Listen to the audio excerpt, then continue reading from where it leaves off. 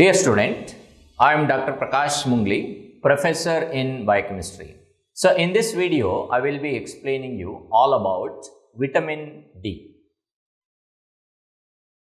Vitamin D belongs to a sterol compounds which is essential for cellular function and maintenance of blood calcium and phosphate levels.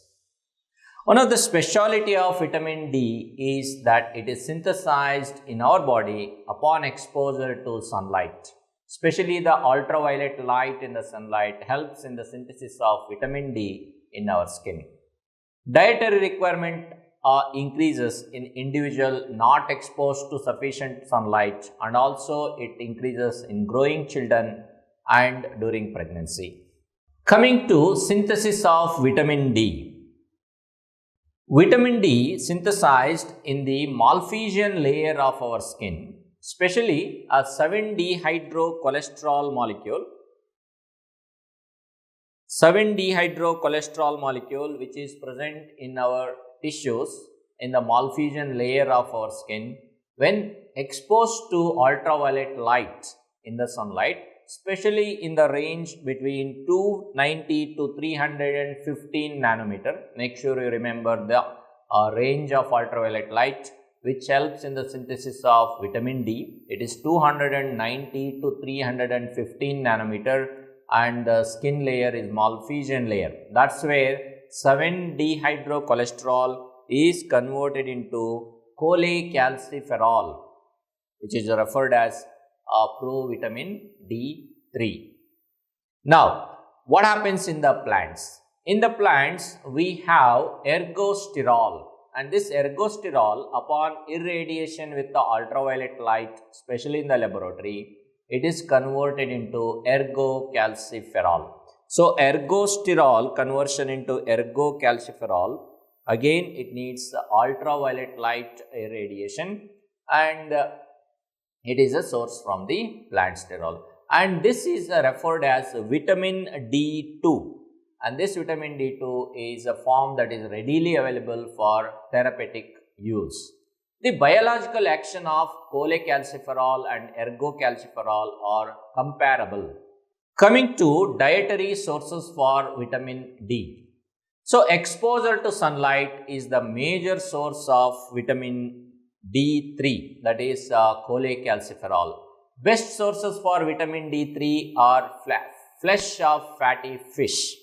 So, especially the fatty fish such as trout, salmon, tuna, mackerel and fish liver oils are the best source of vitamin D.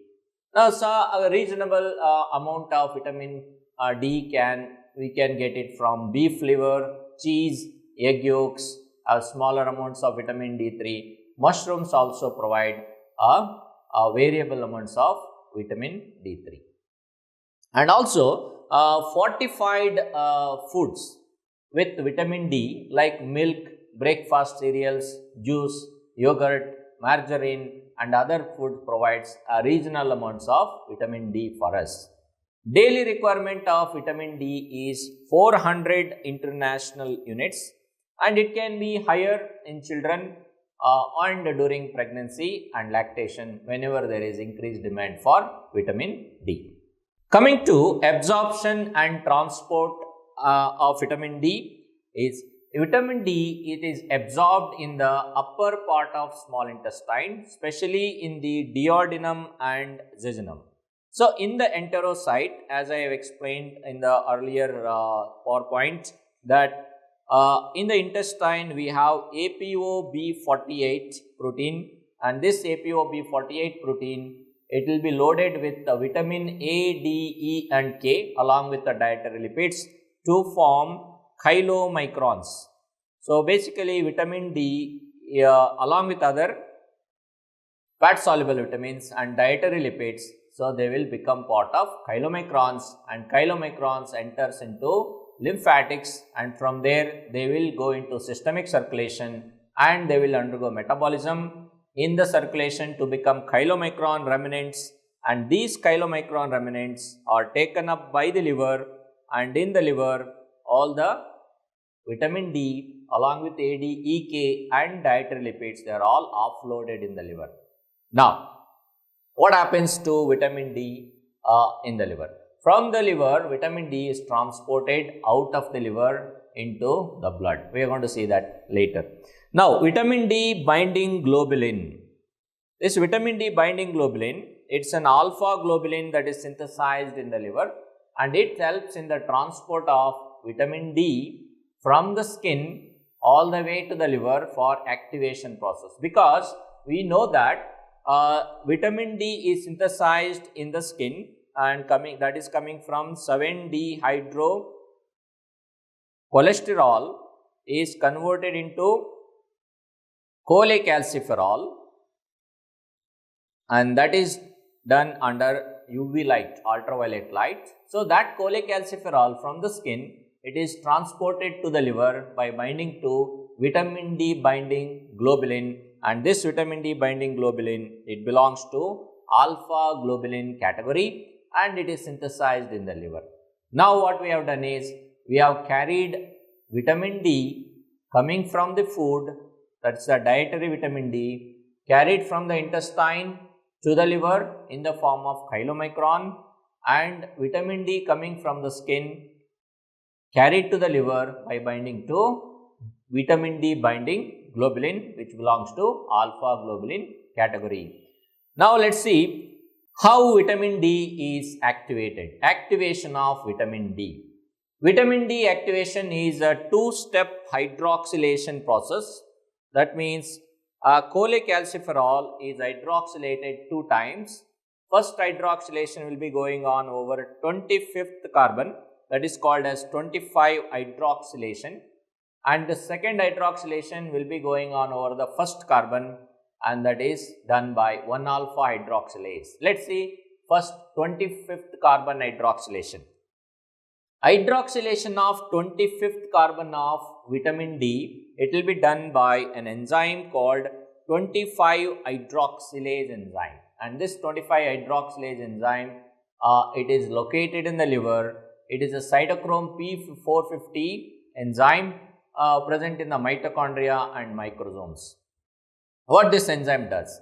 It is going to convert cholecalciferol into 25-hydroxycholecalciferol, and that 25-hydroxycholecalciferol is called as calcidiol, and this particular reaction is catalyzed by 25-hydroxylase enzyme. Make sure you remember this enzyme, and this activation of vitamin D at 25th carbon, it is done in the liver, and the enzyme that is responsible for that is 25-hydroxylase enzyme, and it belongs to cytochrome P450 category of enzyme. Now the calcidiol is the major circulating and storage form of vitamin D. That means a calcidiol that is made in the liver, it is transported out of the liver into the circulation, and also calcidiol, it is stored in the liver as long as it is needed by the other tissues. So 25-hydroxy vitamin D3 or the calcidiol is the major circulating and storage form of vitamin D. Make sure you remember that point. Now, how much of vitamin D3 is carried by binding to vitamin D binding protein, and what is the other percentage, how it is carried in the blood? Approximately 88% of calcidiol, it is circulated in our blood by binding to a protein called vitamin D binding protein. That is vitamin D binding protein, VDBP. And this vitamin D binding protein is the major carrier of vitamin D3, that is calcidiol, 25-hydroxy vitamin D3. 88% of that is carried in this by binding to this particular protein.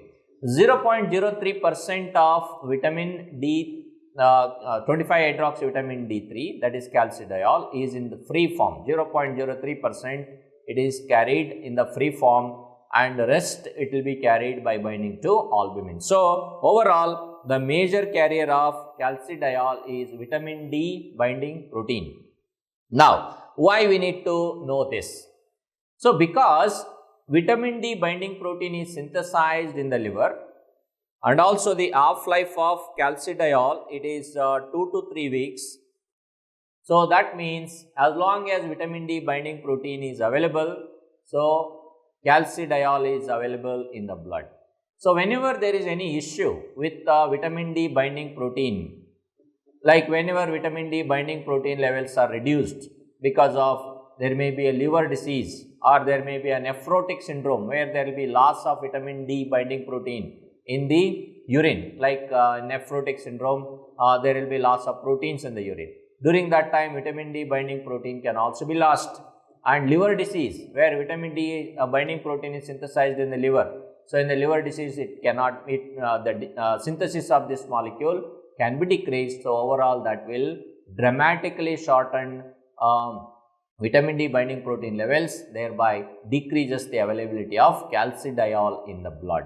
So make sure you remember that point here. So nephrotic syndrome or liver disease will decrease synthesis of vitamin D binding protein, thereby it is going to affect vitamin D levels in our body. So liver diseases and renal disorders can decrease vitamin D levels. Make sure you remember that point.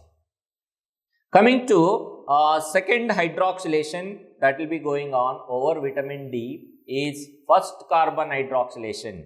And this first carbon hydroxylation, it will be done by an enzyme called 1-alpha hydroxylase.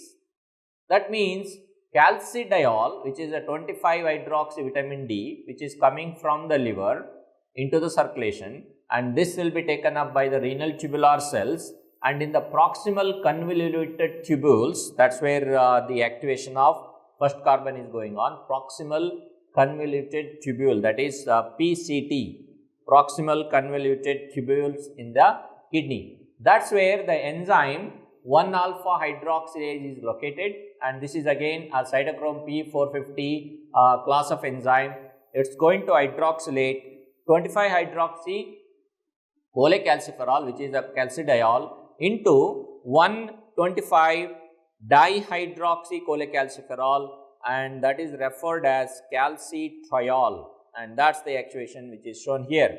As you see, hydroxylation at the first carbon happening in the kidney done by 1-alpha hydroxylase, where 25 hydroxy cholecalciferol is converted into 1,25 dihydroxy cholecalciferol, which is called as calcitriol. Okay, so let me explain you both the hydroxylation one more time. So, and also you need to remember the organs where the hydroxylation is going on. So let's start from the skin. That is 7-dehydroxy cholesterol is converted into cholecalciferol, that is vitamin D3 there, and that is done by skin upon exposure to ultraviolet light, and you need to remember the range of that ultraviolet light, 290 nanometer range. And then in the liver, so the first hydroxylation of cholecalciferol will be going on in the liver, done by 25-hydroxylase enzyme. So where the hydroxyl group is added on to the 25th carbon atom. So hydroxyl group is added on to the 25th carbon atom there.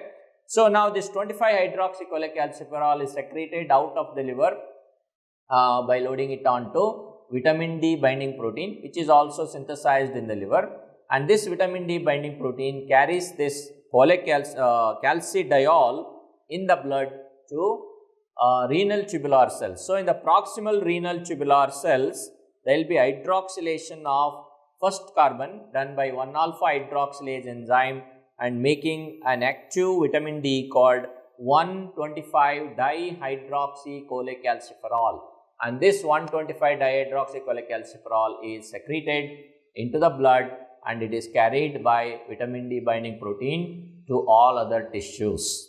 This is how vitamin D is activated. So there are two-step hydroxylation process. One is at 25th hydroxylase and the other is done by 1-alpha hydroxylase. So 25th carbon is hydroxylated and first carbon is hydroxylated. Now let's move on to see what is the function of calcitriol, that is an active vitamin D. So this calcitriol, it is acting as a steroid hormone That means it is going to go and bind to a nuclear receptors, and the nuclear receptor for vitamin D is referred as vitamin D receptor, and this vitamin D receptor, it belongs to vitamin D receptor RXR receptor superfamily.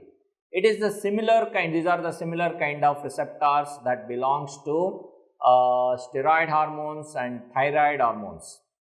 Now, what actually happens when VD or RXR receptors are interacting with calcitriol? So, they are going to go and bind to vitamin D response elements in the promoter region of target genes, and the binding results in either increase or decrease in the gene expression depending on the gene, that specific gene. So, what kind of genes are activated here by binding binding with the vitamin D in our body, in our cells?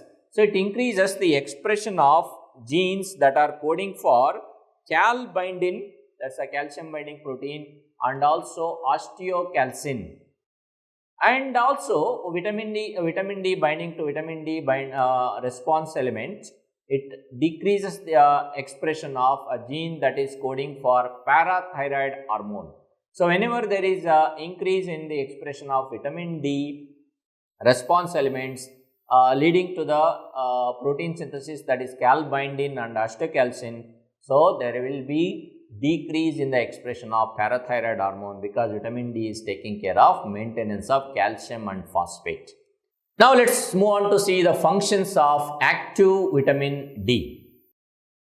As you see here in the figure, liver, where there is an activation of vitamin D, that is into 25 hydroxy vitamin D, that is done by 25 hydroxylase enzyme, and this 25 hydroxy vitamin D is carried in the blood by binding to vitamin D binding protein, and in the proximal renal tubular cells there is an activation of vitamin D at first carbon done by 1-alpha hydroxylase enzyme into 1,25 dihydroxy cholecalciferol, which is also referred as calcitriol. And this calcitriol has got a mechanism on the intestine, it has got an action on the bone, it has got an action on the immune cells and the tumor microenvironment, and overall it has the main effect on maintaining the homeostasis of calcium and phosphate in the blood. Let us see how that each things are done here. So, vitamin D, by acting on the intestine, it is going to increase the absorption of calcium and phosphate, and by increasing the absorption of calcium and phosphate, so there will be the vitamin D helps in maintenance of calcium and phosphate homeostasis there.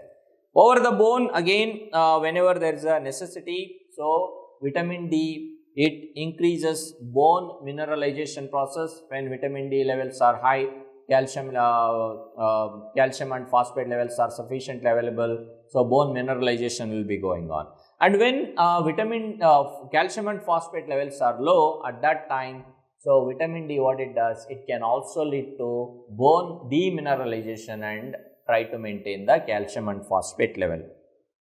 And on the immune cells, vitamin D, it induces immune cell differentiation and thereby it participates in immune mechanism.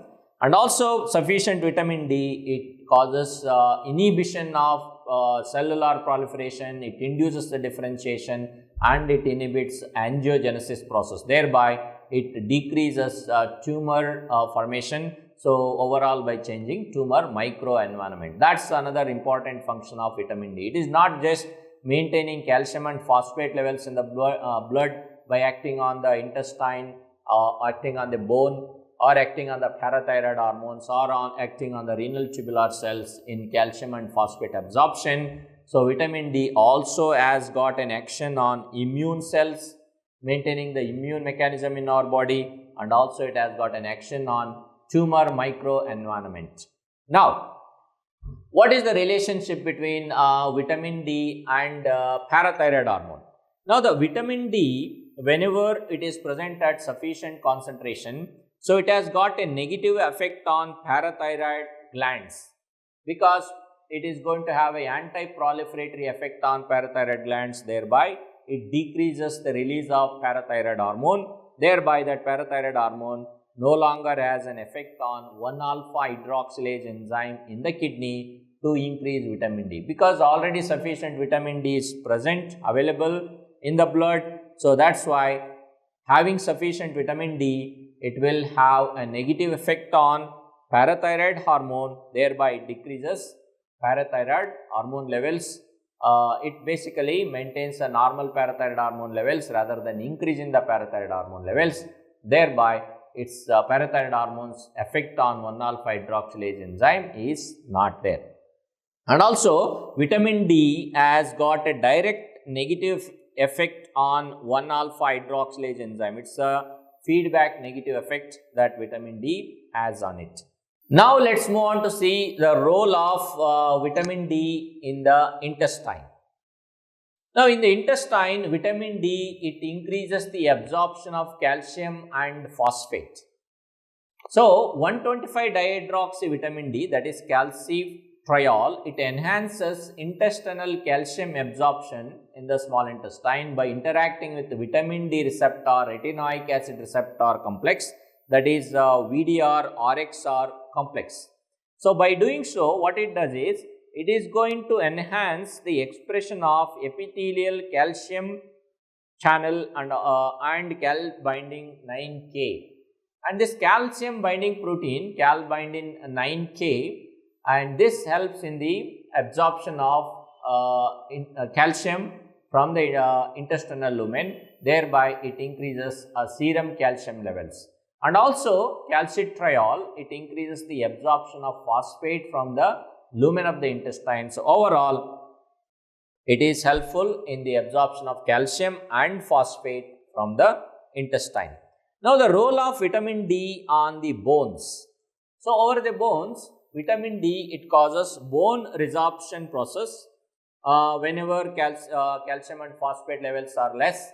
So, in the bone, calcitriol, it facilitates the resorption of calcium and phosphate by stimulating osteoclasts. How that happens? So, calcitriol, it facilitates resorption of calcium and phosphate by stimulating osteoclast, and that is done through activation of rank ligand effect.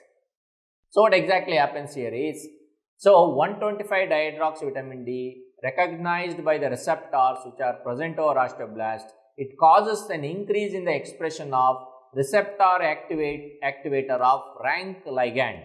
And this rank ligand, it will be expressed over the osteoblast, and that rank ligand, it will go and bind with the rank receptors present over osteoclasts.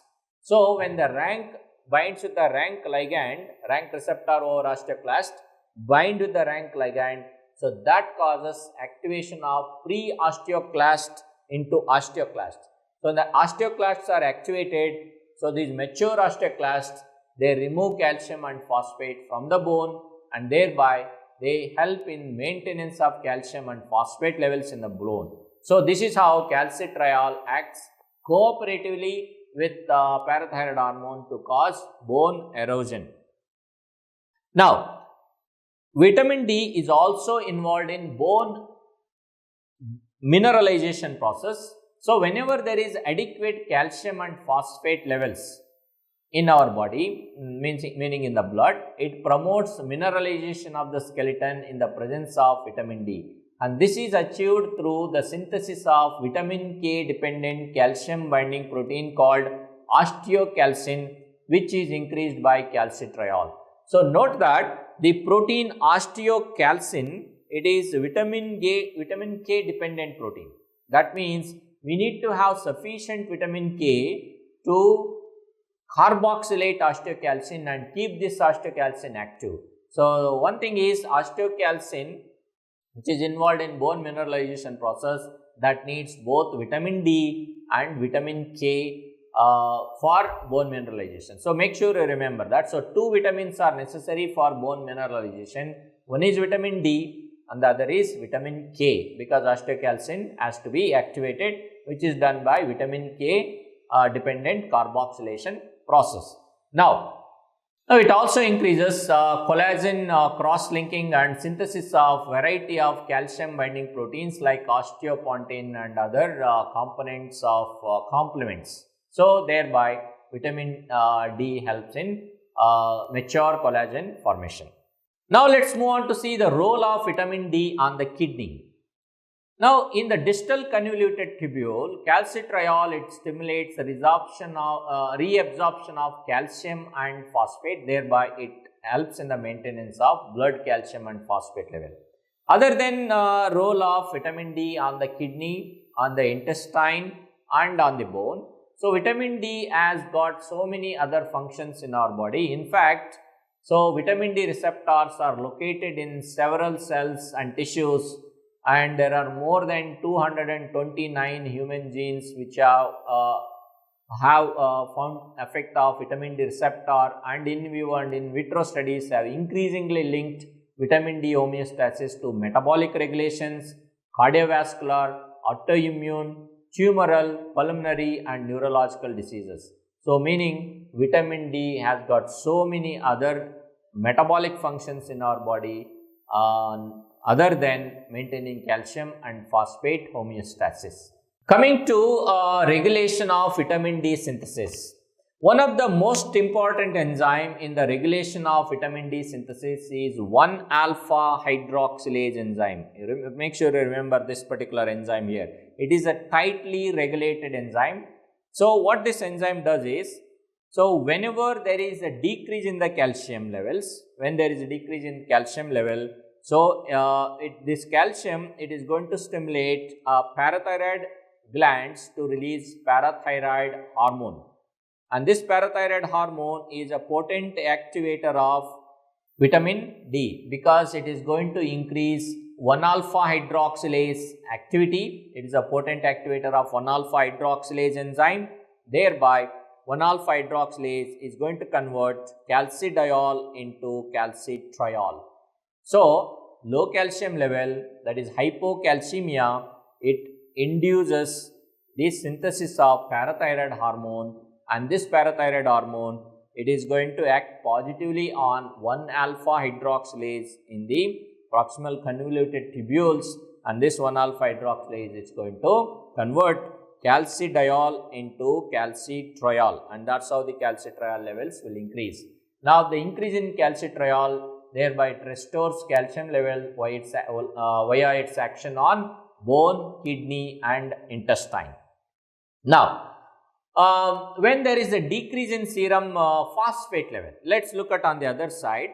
So, a decrease in serum phosphate level, and this decrease in serum phosphate level, that is hypophosphatemia, it directly stimulates calcitriol formation by stimulating 1-alpha hydroxylase enzyme, similar to what we have seen with decrease in calcium level, which is releasing parathyroid hormones from the parathyroid gland, and then parathyroid hormone having a positive effect on 1-alpha hydroxylase, whereas the hypophosphatemia, as you see here in the figure here, it is directly activating 1-alpha hydroxylase enzyme. Thereby, it is this 1-alpha hydroxylase enzyme, it is going to convert calcidiol into calcitriol molecule.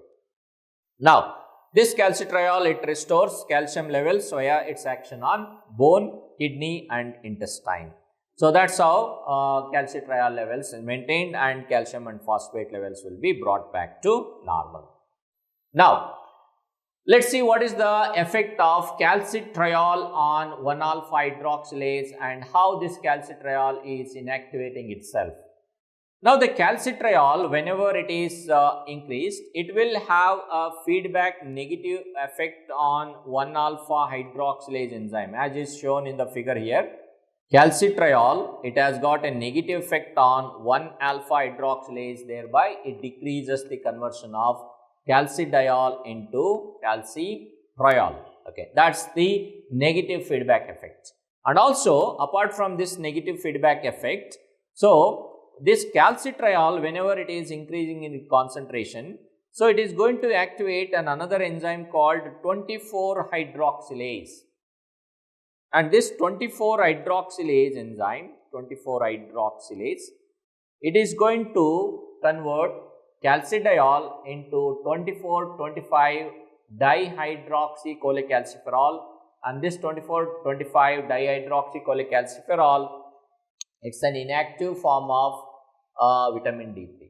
So, when there is an excess of 125 dihydroxycholecalciferol, it is going to induce an enzyme, that is 24-hydroxylase enzyme, and this 24-hydroxylase enzyme, it is going to introduce a hydroxyl group at 24th carbon, thereby it is making 1,24,25 trihydroxycholecalciferol, and that is called as calcitroic acid. It is a calcitroic acid, and this calcitroic acid, it's an inactive form of vitamin D, and it is excreted out of our body in the bile, entering into the feces. Thus, when in excess, vitamin D, active vitamin D, it promotes its own inactivation, thereby it is limiting its own biological effect. Okay. Now, let us move on to see some of the additional points on regulation of vitamin D. So, when in excess, vitamin D, that is 125 dihydroxycholecalciferol, it is going to have a negative effect on parathyroid gland, because it will have an anti-proliferatory effect on parathyroid gland, as it is shown in the figure here. I am marking it down now. So, excess 125 dihydroxycholecalciferol have a negative effect on parathyroid glands, and thereby it is going to decrease the synthesis of parathyroid hormone, because it is going to repress parathyroid hormone gene, thereby causing decrease in the parathyroid hormone secretion. And also, whenever there is sufficient 125 dihydroxycholecalciferol, so it is going to go and bind to the intestine, and it is going to express the calcium binding transporter or calcium binding channel over the brush border epithelium, that is TRPV6 calcium channel expression will be increased over the brush border epithelium, and also it is going to increase the expression of calcium binding protein overall, thereby increasing the absorption of calcium and phosphate from the intestinal cell. And then we have seen 125 dihydroxycholecalciferol will have an action on osteoblast, where it is going to increase the expression of rank ligand, and this rank ligand, it is going to interact with the rank receptor over the pre-osteoclast, and the rank receptor rank ligand interaction is going to activate pre-osteoclast into osteoclast, and the osteoclast now, which are mature, so they are going to cause bone resorption and thereby maintain the calcium and phosphate level. So, like this, vitamin D, it is going to regulate its own concentration and help in the maintenance of calcium phosphate levels, and also it will be participating in so many metabolic reactions in our body and immunological function, and also it is going to modulate the tumor microenvironment, thereby preventing cancerous proliferation of the cells. Now, let us move on to see causes of vitamin D deficiency. So, vitamin D is stored in the adipose tissue, but vitamin D deficiency can develop over the course of several months in the face of inadequate dietary intake and minimal sunlight exposure.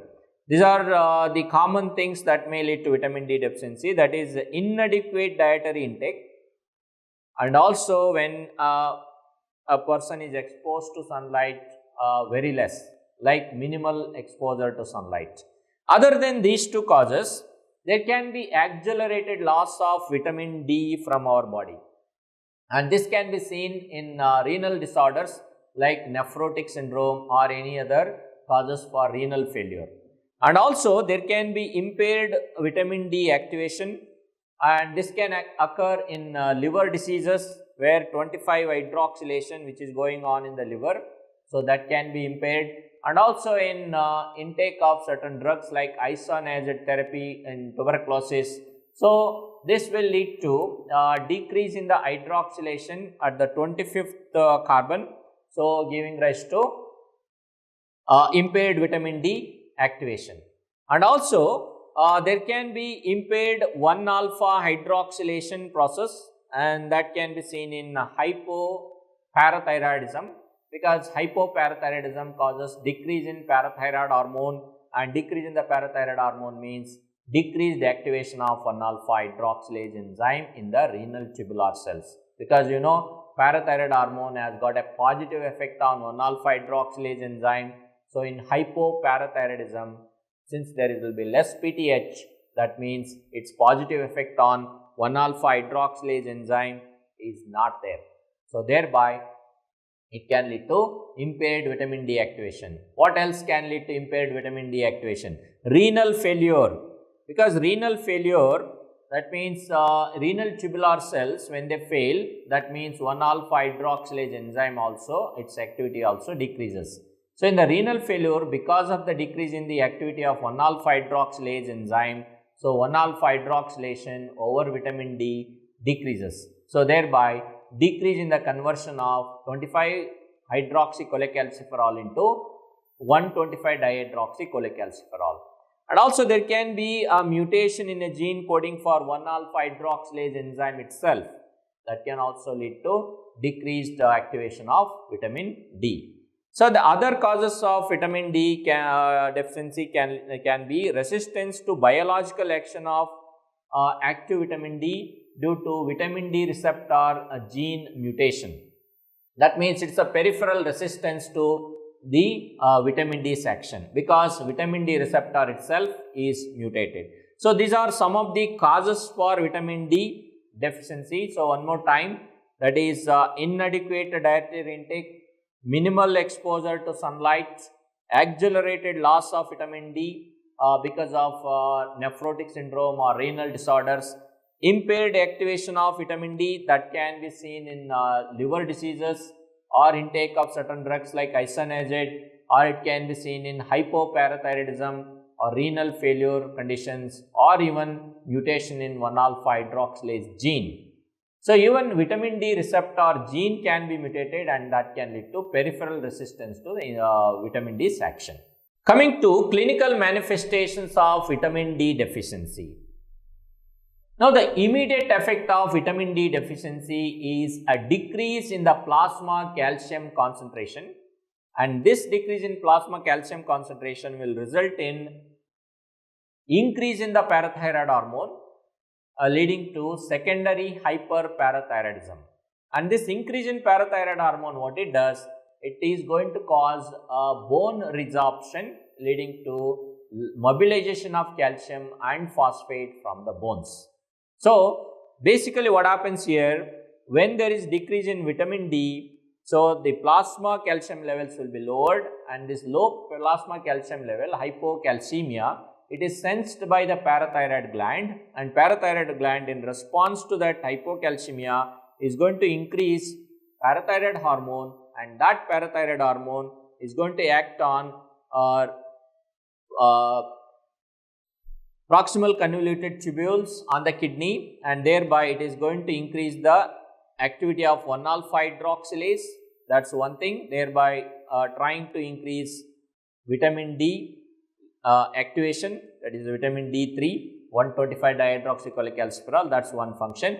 The other function is this parathyroid hormone, it can go to the bones, and it is going to induce that rank ligand expression over the osteoblasts, and the osteoblast with the rank ligand, it is going to interact with the rank receptor over osteoclast, and thereby it's going to activate osteoclast and causes bone resorption.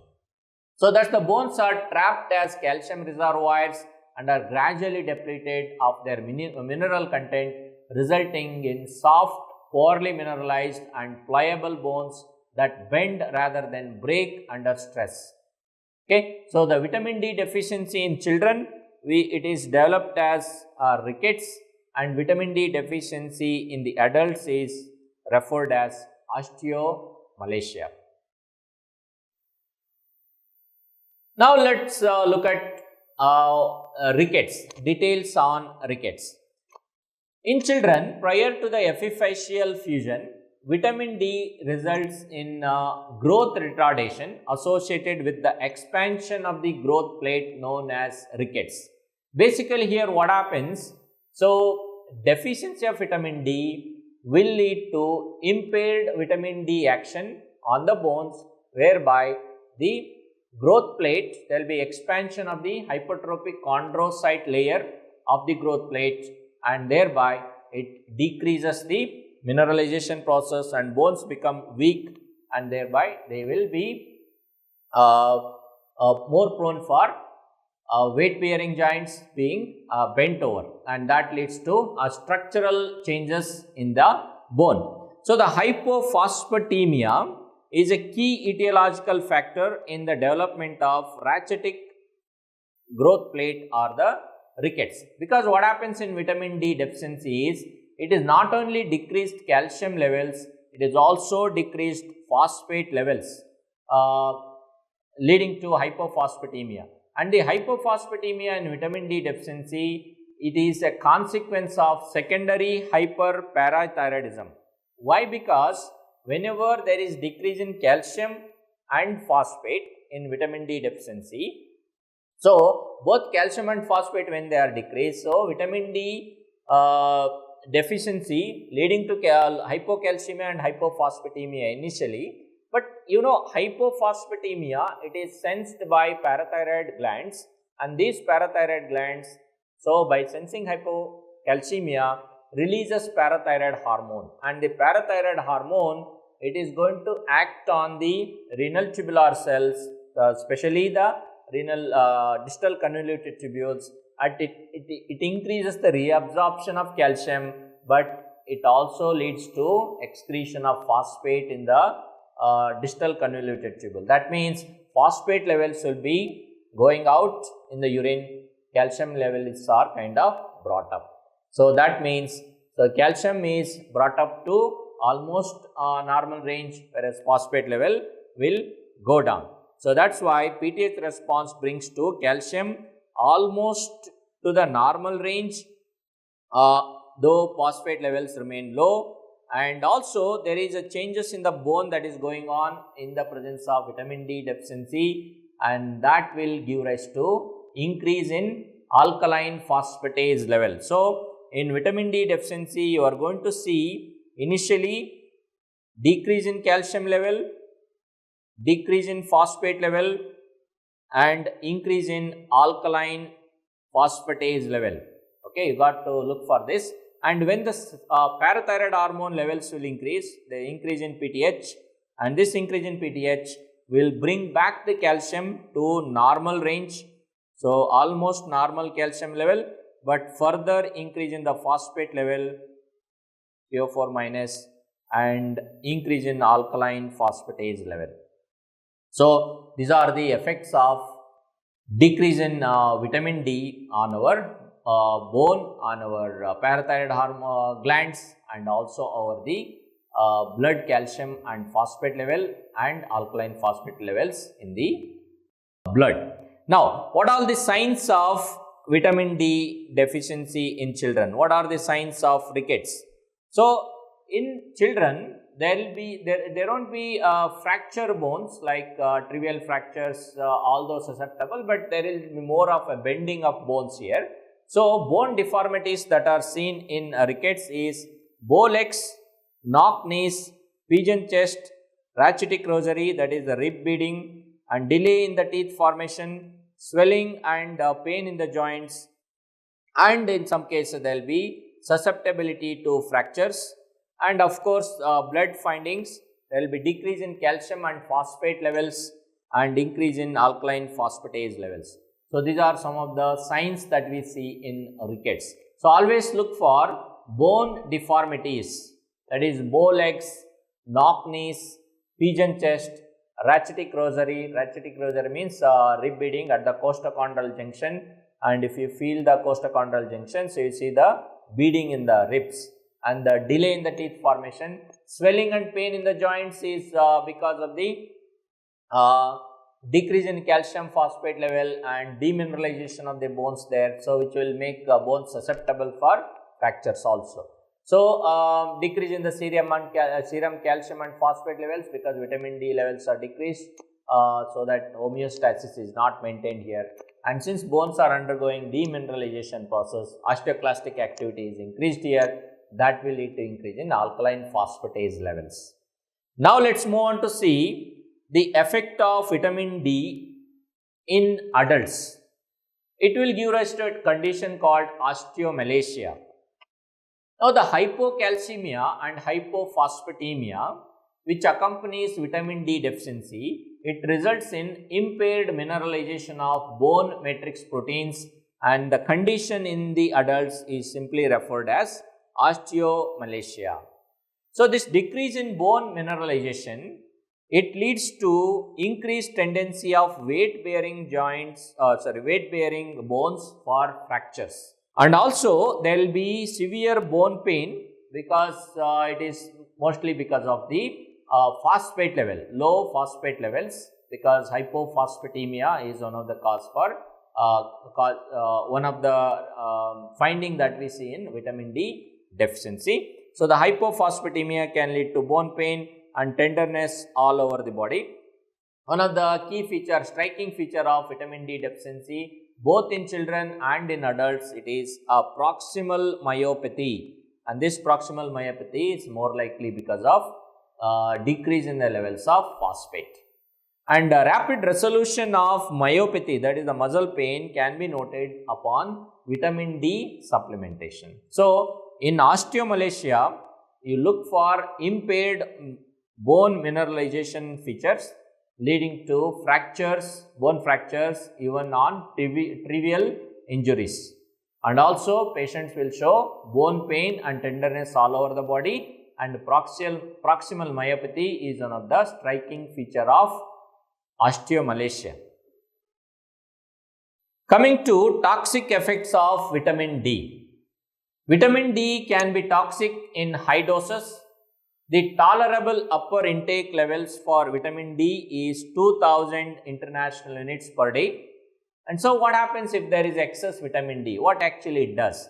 So vitamin D, it enhances calcium absorption from the intestine, and also it enhances reabsorption of calcium from the bones, leading to hypercalcemia.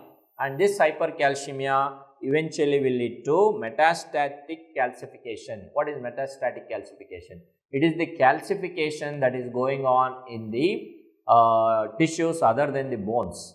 Means calcification can go on in the muscles also. Basically bone formation can go on in the muscle. So that is referred as metastatic calcification. And also excess calcium may predispose bone resorption, leading to bone demineralization process similar to vitamin D deficiency. That means rise in the calcium level, that is hypercalcemia, will lead to hypercalciuria, and excess calcium can appear in the urine, and this calcium can precipitate and form renal stones in the kidney, renal stones in the bladder. So enhanced bone resorption causes demineralization similar to vitamin D deficiency and leading to renal stone formation. So this is one of the toxic effects of vitamin D. So remember two things here. One is metastatic calcification, that is seen in vitamin D toxicity, and also increased tendency for renal stone formation. These are two things that you got to remember in toxic effects of vitamin D, and that is seen whenever vitamin D is consumed more than 2000 international units per day. So that's all about vitamin D. Some of the features of vitamin D, vitamin D, different forms of vitamin D synthesis, vitamin D activation, causes for vitamin D deficiency, deficiency disorders, that is Rickets, osteomalacia, and also toxic effects of vitamin D. Thank you.